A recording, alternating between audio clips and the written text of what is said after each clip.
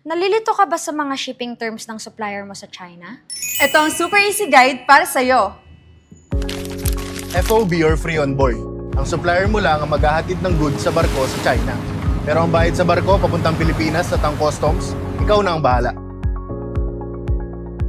CIF or Cost Insurance and Freight, sagot ng supplier mo ang shipping hanggang port ng Pilipinas.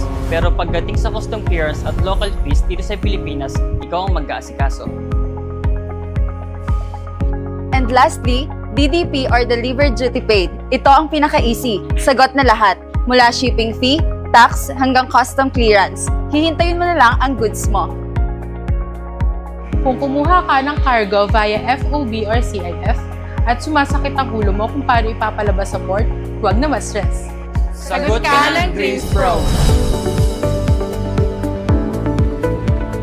May papadating ka ba na cargo? I-message kami ngayon o tumawag sa number na nasa screen.